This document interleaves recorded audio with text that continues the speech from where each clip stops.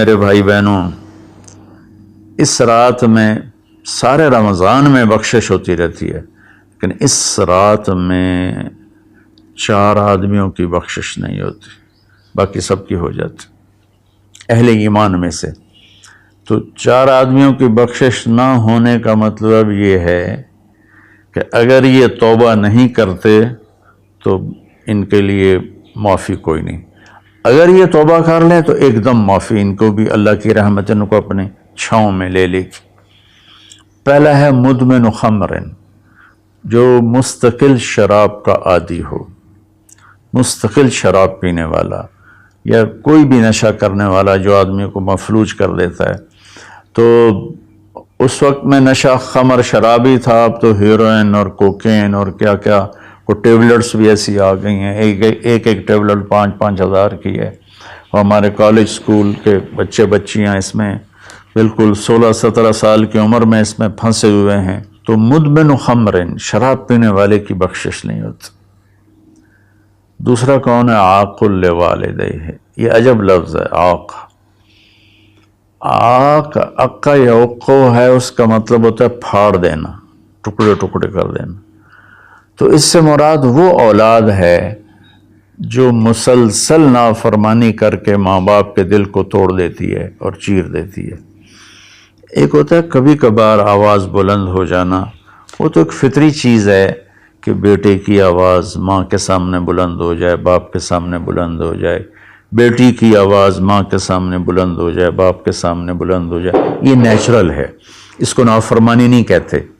یہ ایک وقتی طور پر ہوتا ہے، پیچھے وہ ان کو پھر بیٹے کو خیال آتا ہے تو وہ معافی مانگتا ہے جا کے، بیٹی کو خیال آتا ہے وہ معافی مانگتی ہے جا کے ماں سے، تو ان کو نافرمان نہیں کہتے۔ عاق وہ مرد، وہ عورت، وہ لڑکا، وہ لڑکی جو اپنے باپ اور ماں کے دل کے ٹکڑے ٹکڑے کر دے۔ آپ سے پوچھا گیا تھا یا رسول اللہ قیامت کب آئے گی؟ آپ نے فرمایا اللہ کے سوا کوئی نہیں جانتا۔ آپ نے فرمایا تو کوئی نشانی؟ تو وہ پوچھنے والے نے عرض کیا یا رسول اللہ کوئی نشانی بتا دیں، تو آپ نے فرمایا جب تم یہ دیکھو کہ بیٹیاں ماؤں سے نوکروں جیسا سلوک کریں،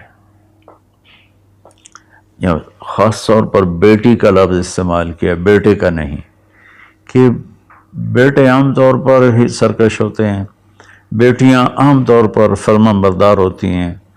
تو آپ نے فرمایا جب تم یہ دیکھو کہ بیٹیاں بھی ماؤں کی دل شکنی کرنے لگ جائیں اور عرب کے بدو لمبی لمبی عمارتیں بنانے لگ جائیں، تو سمجھنا کہ قیامت قریب ہے۔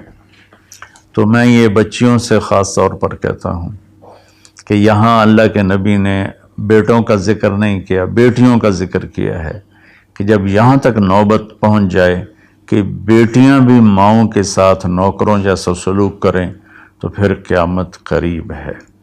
تو یہ بہت کامن ہو چکا ہے ہمارے گھروں میں، کیونکہ اس موبائل نے اور یہ کمپیوٹر نے، انٹرنیٹ نے ہماری ساری زندگی اس کے اندر کھپا دی ہے۔ ہمیں رشتوں کا لحاظ نہیں، رشتوں کی قدر نہیں، ایک دوسرے کے پاس ادب نہیں۔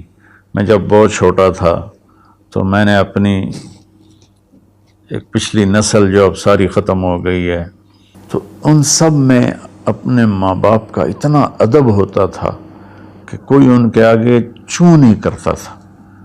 میں نے اپنے دادا کے بھائی کو دیکھا ہے، دادا کو میں نے بس ایسے حلیہ، ایسے کہ حیولہ سا ہے بھائی، یوں شکل تھی لیکن وہ یاد نہیں، دادا کے بھائی کو دیکھا ہے۔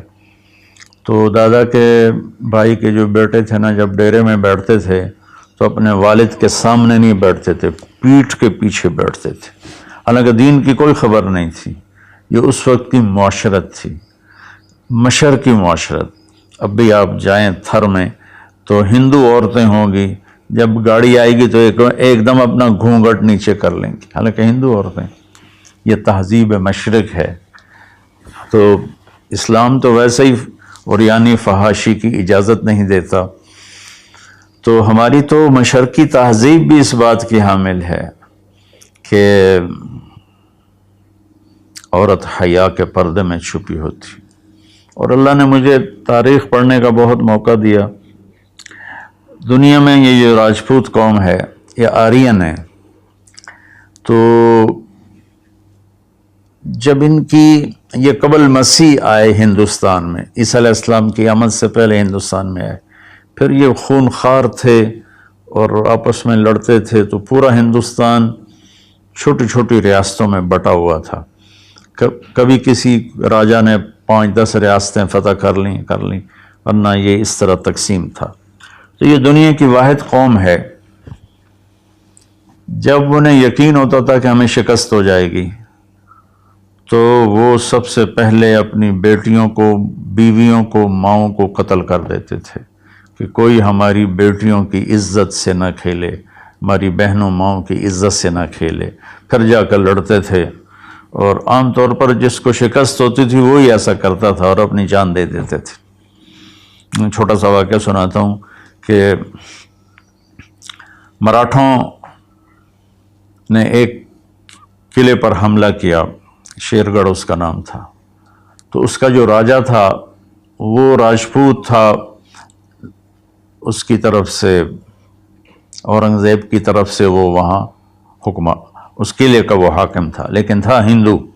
اودے سنگھ اس کا نام تھا، اور اس کی 18 بیویاں تھیں.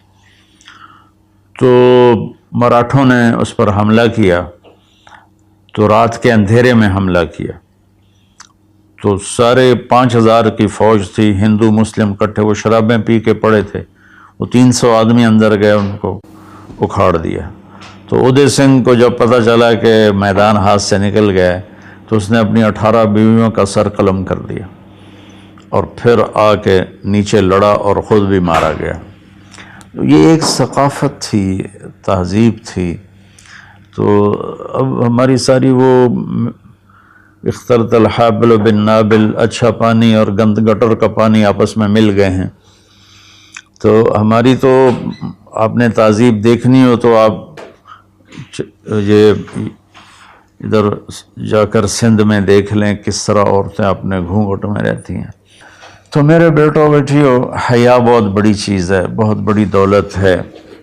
چونکہ ہم قرآن نہیں پڑھے، اللہ کے نبی کو نہیں پڑھا، تو مختلف قسم کی چیزوں سے ہم متاثر ہو کر اپنا وجود بھی گم کر بیٹھے ہیں اور اپنی تہذیب بھی مار بیٹھے ہیں.